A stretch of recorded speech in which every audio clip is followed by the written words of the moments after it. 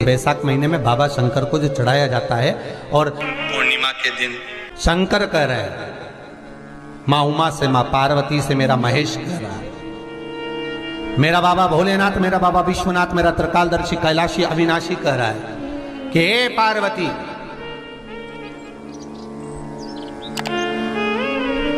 एक बीला एक बेल जो मुझे समर्पित करता है और समर्पित करने के बाद उस बेल की महत्वता देखिए, जो बैसाख महीने में बाबा शंकर को जो चढ़ाया जाता है और 1000 अश्वमेध यज्ञ का पुण्य फल हम प्राप्त कर लेते, मात्र एक फल चढ़ाकर, मात्र एक फल चढ़ाकर। हे पार्वती,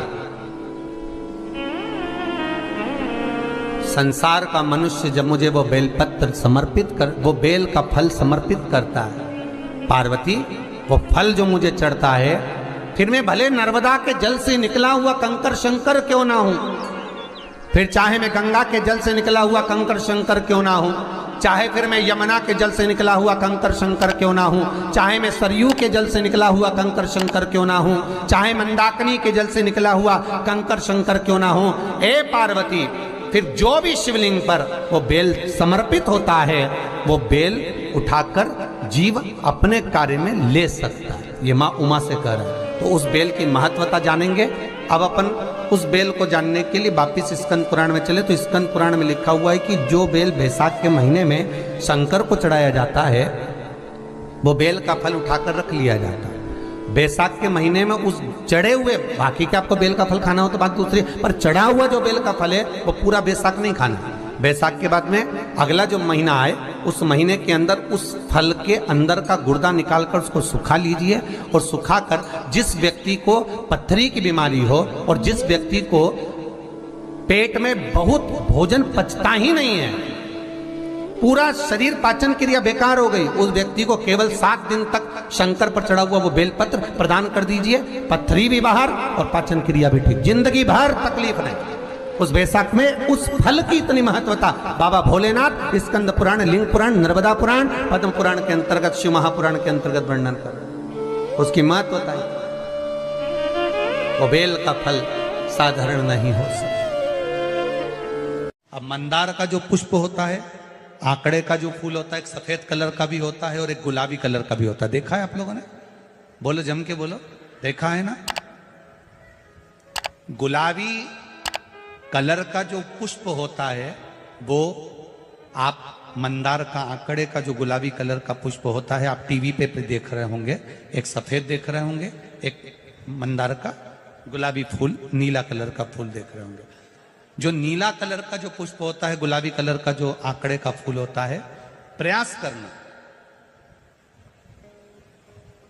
जब किसी विषम परिस्थिति में फंस गए, विषम परिस्थिति, जब आपको लग रहा है कि मुझे बहुत भय लग रहा है, कुछ बुरा होने वाला, आपको लग रहा है आज मेरी उल्टी आंख बहुत फड़क रही है, कुछ गड़बड़ होने वाला, आपको लग रहा है मेरी सीधी आंख फड़क रही, कुछ गड़बड़ होने वाला, तब केवल वो नीला जो गुलाबी पुष्प है मंदार का, उसको कहीं से लाकर शिवालय में अशोक सुंदरी वाली जगह पर स्पर्श कर कर शिवलिंग पर आप चढ़ा दीजिए।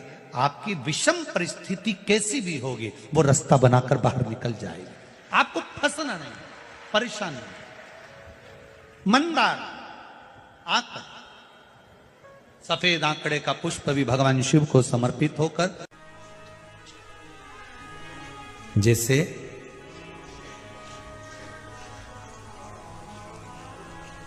बेले के फल का गुर्दा, बेल का जो फल होता है, बेलपत्री का फल, उसका जैसे गुर्दा, उसके अंदर का जो भाग होता है बेल का, वो गुर्दा,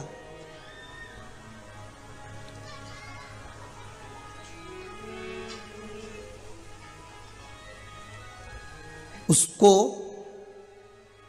अग्नि में जलाकर उसकी भस्म तैयार कर कर छान कर जब जब आपके यहां विद्वान ब्राह्मण शिव जी का अभिषेक कराते हैं, पूजन कराते हैं, तो उसमें लिखते हैं पूजन के साहित्य में, बेलपत्री, धतूरा, दुर्वा, ये उसमें नीचे लिखेंगे भस्म। लिखते कि नहीं लिखते? लिखते हैं ना, भस्म अभिषेक में चाहिए रहती है, तब उस भस्म का थोड़ा सा भी भाग आप अगर शिव को समर्पित कर रहे हो तो ये जान लें कि शंकर मनवांछित फल प्रदान कर रहे हैं, शिव फल प्रदान कर रहे हैं।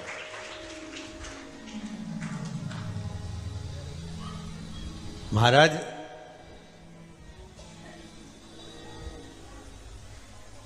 बेलपत्री के वृक्ष के नीचे बैठकर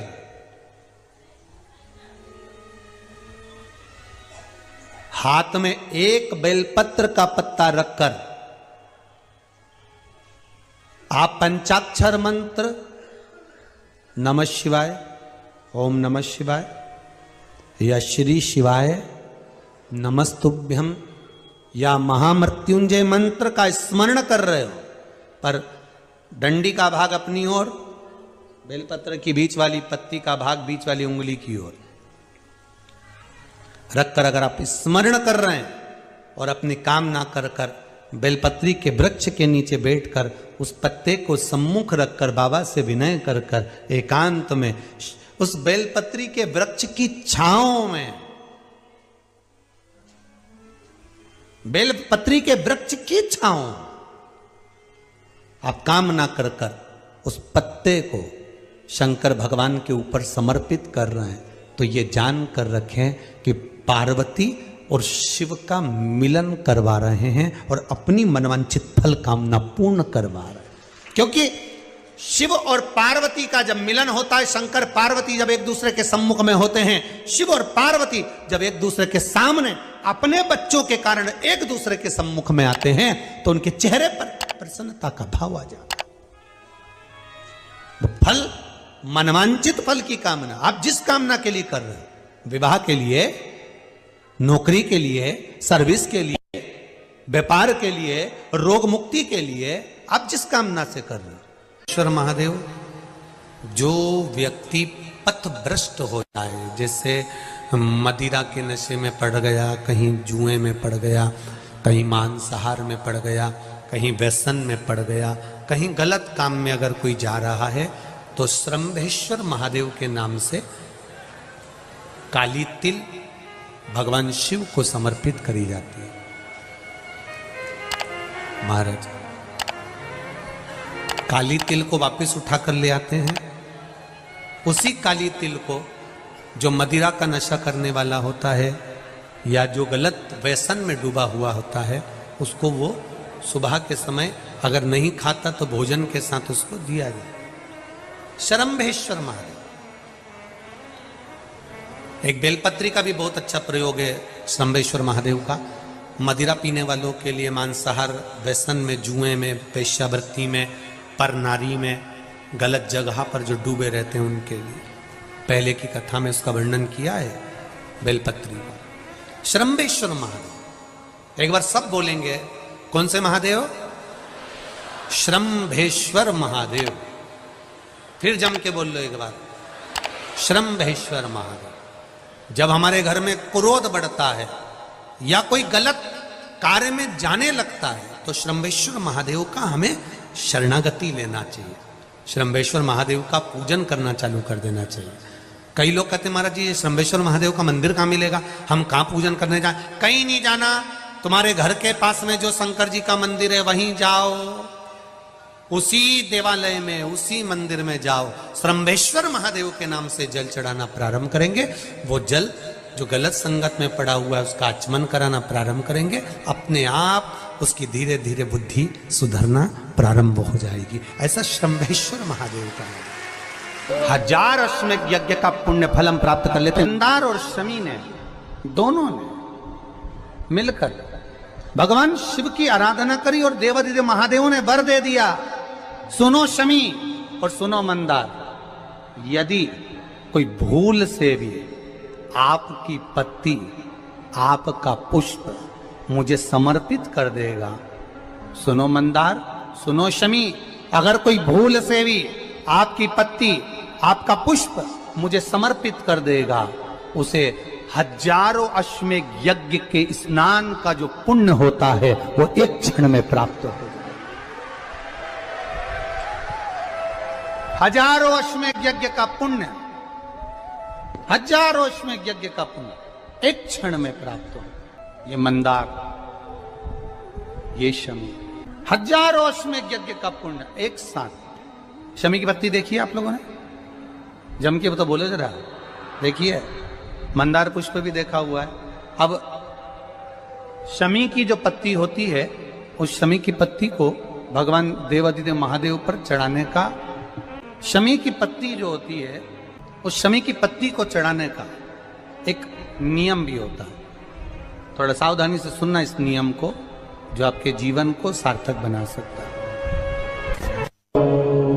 शमी की पत्री को चढ़ाने का एक नियम है, बड़ा सुंदर नियम, आपके जीवन में उतारने लगा।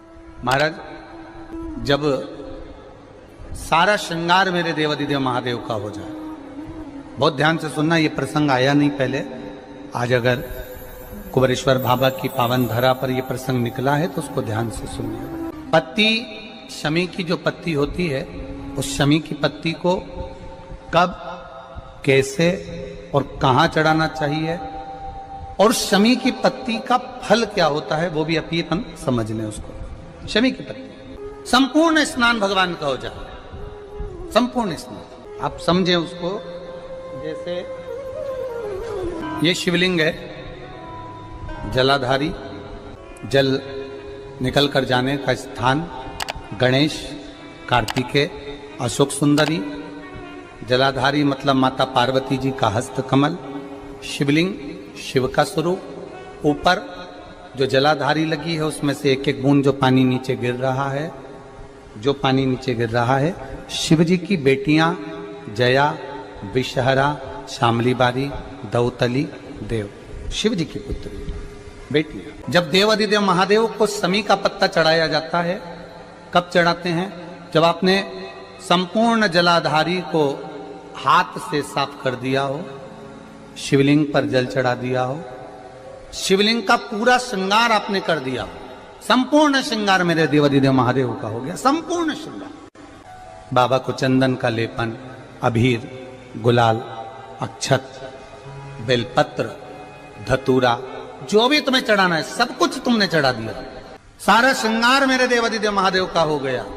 तब शमी की पत्ती को मां जगतजननी की जो जलाधारी है उस पर मात्र स्पर्श कराकर शिव के शिवलिंग पर आखिरी में समर्पित कर देना चाहिए, जिससे हमारी मन की जो कामना है वो मां जगतजननी देवादिदेव महादेव से उनके कानों में श्रवण कर। शमी पत्र का एक बात और स्मरण में रहे, शमी पत्र की बहुत एक बात और अपने स्मरण में लीजिएगा। शमी पत्र की जैसे शिवलिंग, जलाधारी और स्थान,